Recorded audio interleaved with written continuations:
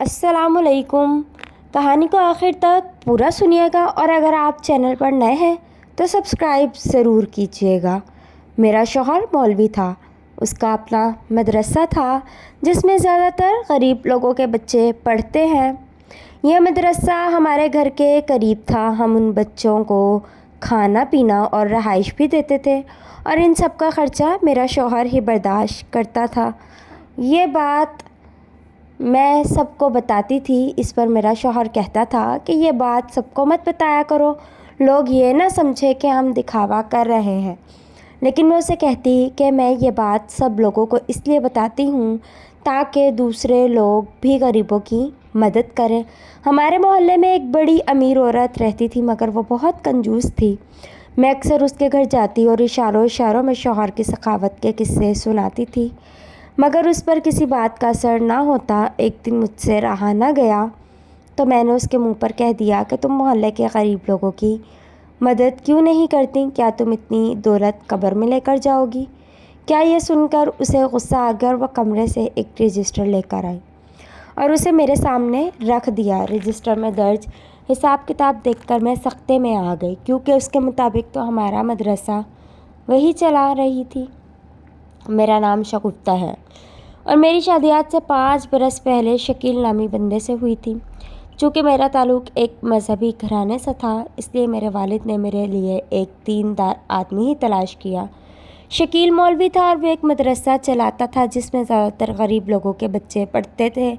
शादी के बाद मैं अपने ससुराल आई तो मैंने देखा कि हमारे घर के करीब ही एक बहुत बड़ा घर था जहाँ मेरा शौहर बच्चों को कुरान पाक पढ़ाता था। उसने मुझे बताया था कि मैं ये मदरसा गरीब बच्चों के लिए बनाया था क्योंकि उनके वालिदैन गुर्बत के बायस स्कूल नहीं भेज सकते थे।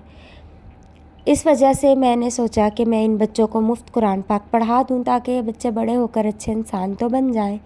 ये सुनकर मैंने अपने शौहर की तरफ देखा। अल्लाह ने मुझे कितने अच्छे इंसान का जीवन साथी बनाया था। फिर दिन गुजरने के साथ साथ मैंने देखा कि कुरान पाक पढ़ने वाले ज़्यादातर बच्चे यहीं मदरसे में रहते थे। उन्हें यहाँ मुफ्त खाना पीना दिया जाता था जबकि वो रहते भी यहीं थे। ये मदरसा हमारे घर के करीब था इसलिए यहाँ इन बच्चों को खाना पीना और रहाइश भी दिया जाता था और इन सब का ख़र्चा मेरा शौहर ही बर्दाश्त करता था। शादी के बाद ये बात जो ही मुझे मालूम हुई मैं फ़ख्रिया अंदाज में यह बात सबको बताने लगी। मुझे जहाँ कहीं भी मौका मिलता था मैं अपने शौहर की तारीफ़ शुरू कर देती थी। मैं सबको बताती थी कि मेरा शौहर बहुत अच्छा इंसान है, कि वो बग़ैर किसी दिखावे और नुमाइश के गरीब बच्चों की मदद कर रहा था। जब कभी मैं मायके जाती ये बात बार बार सबको बताती थी। ये सुनकर बहुत से लोग मुझे रश्क से देखते थे क्योंकि महंगाई के इस दौर में जब लोगों के अपने पेट नहीं पलते थे वहाँ मेरा शौहर दूसरों का पेट पाल रहा था। शादी के 2 साल बाद जब मुझे अल्लाह ने एक प्यारा सा बेटा दिया तो मेरा शौहर ये देखकर खुशी से खिल उठा। वैसे तो मदरसे के बच्चों के बाइस हमारे घर में सारा दिन रौनक लगी रहती थी मगर अपनी औलाद हो जाने की खुशी ही और थी। मगर उसने इसके बावजूद हम दोनों मियाँ बीवी अपने बच्चे के आ जाने के बाद मदरसे के बच्चों के साथ वैसे ही खुश दिली और प्यार मोहब्बत के साथ रहते थे क्योंकि हम उन बच्चों को भी अपना ही समझते थे और इनमें कोई फ़र्क नहीं समझते थे। यही वजह थी कि इस मोहल्ले के अलावा भी कई लोग अपने बच्चे को मदरसे में दाखिल कराने आते थे क्योंकि इन गरीब लोगों के पास स्कूलों में पढ़ाने के पैसे नहीं होते थे। इसलिए ये लोग अपने बच्चे हमारे पास ले आते थे ताकि वो यहाँ रहकर कुछ बन जाए। वैसे भी उन गरीब बच्चों के पास 2 वक्त की रोटी नहीं थी, तभी तो ये अपने बच्चे मेरे शौहर के हवाले कर जाते थे क्योंकि वो जानते थे कि मदरसे में कम अज़ कम वो भूखे तो नहीं मरेंगे। वैसे तो मदरसे के खाने पीने के लिए हमने एक औरत रखी हुई थी तो सुबह दोपहर शाम बच्चों के लिए खाना पकाती थी, लेकिन ये अक्सर सब मैं अपने सामने ही करवाती थी ताकि कल को किसी कमी या ख़राबी के बायस पराए बच्चे बीमार ना पड़ जाएं। इसलिए ये सब मैं अपनी निगरानी में कराती थी और यह बात मैं सबको बताती थी क्योंकि मैं चाहती थी कि लोगों को एहसास हो कि हम गरीबों के साथ कितना अच्छा कर रहे थे।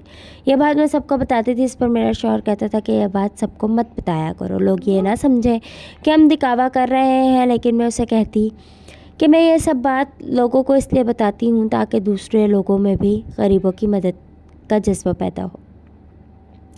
جیسا کہ ہمارے محلے میں ایک بڑی امیر عورت رہتی تھی مگر وہ بہت کنجوس تھی۔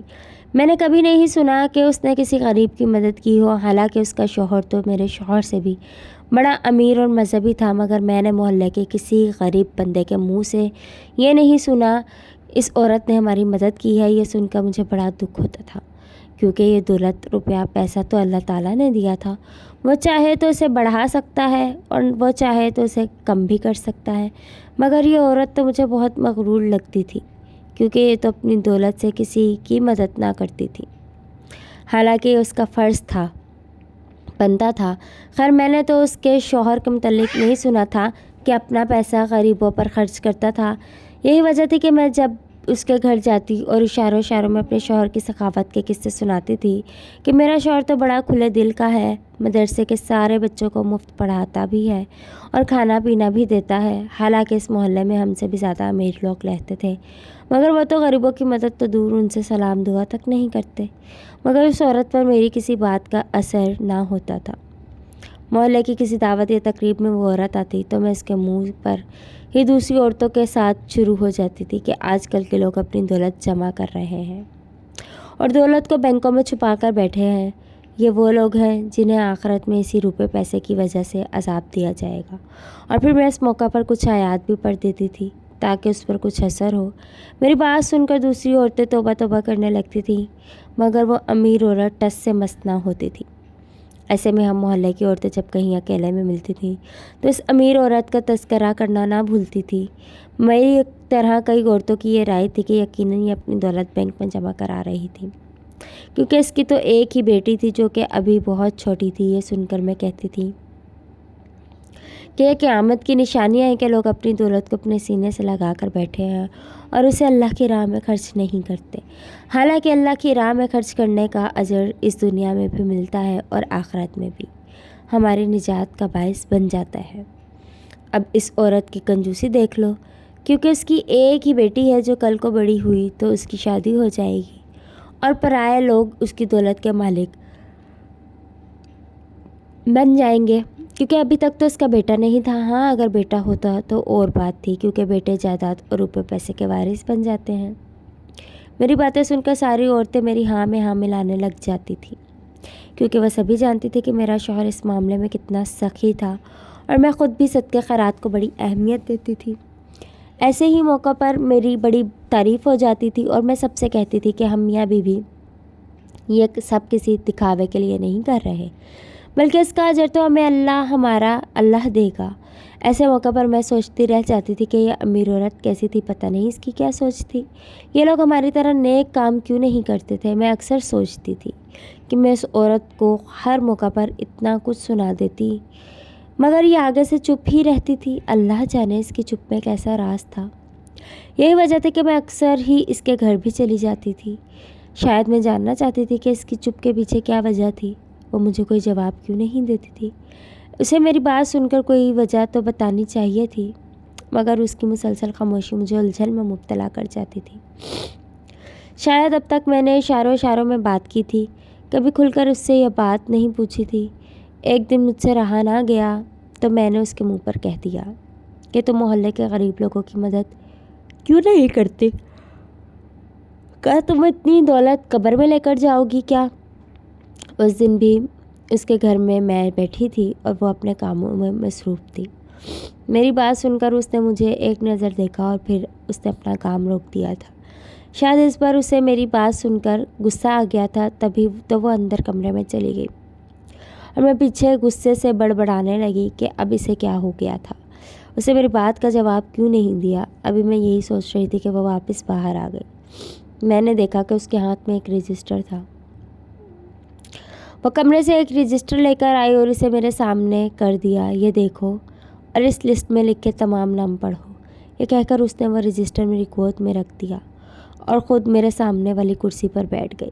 میری طرف دیکھنے لگی۔ یہ دیکھ کر میں ہکا بکا رہ گئی، پتہ نہیں اس رجسٹر میں ایسا کیا تھا اور مجھے کچھ کیا دکھانا چاہتی تھی۔ خیر میں نے وہ رجسٹر دیکھنا شروع کر دیا۔ اس میں بہت سارے لوگوں کے نام لکھے ہوئے تھے اور ان کے آگے کچھ رقم لکھی ہوئی تھی۔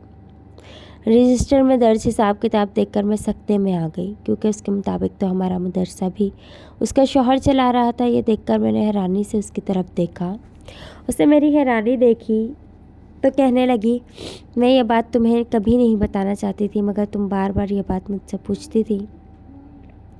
बल्कि तुम ये बात हर जगह लोगों से भी कहती थी कि मैं इतनी दौलत के बावजूद किसी गरीब की मदद नहीं करती। इसलिए तुम्हें बता रही हूँ कि मैं और मेरा शौहर इस मोहल्ले के गरीबों की चुपके से मदद कर देते हैं, और मेरा शौहर सारा हिसाब किताब इस रजिस्टर में दर्ज कर देता है, क्योंकि हम नहीं चाहते कि हमारी नेकी सबके सामने आकर ज़ाया हो जाए, क्योंकि हम ये किसी पर एहसान नहीं कर रहे, बल्कि अल्लाह की रज़ा और खुशनुदी के लिए कर रहे हैं।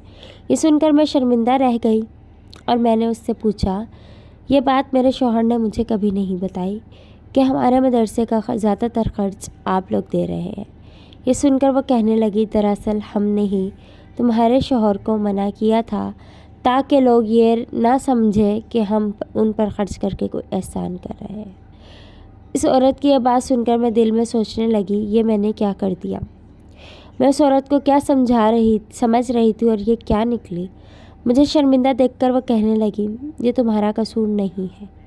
सब लोग हमारे बारे में यही राय रखते हैं कि हम इतनी दौलत के बावजूद किसी गरीब की मदद नहीं करते, और शायद उसकी वजह यही है कि मैं तुम्हारी तरह हर जगह अपनी नेकियों का ऐलान नहीं करती।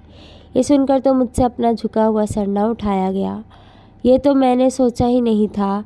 मुझे लगा था कि मैं इस औरत से बात करूंगी तो ये अपने किए पर खूब शर्मिंदा होगी और ये बात मैं सबको बताऊंगी, मगर उसने तो मुझे ही शर्मिंदा करा दिया था।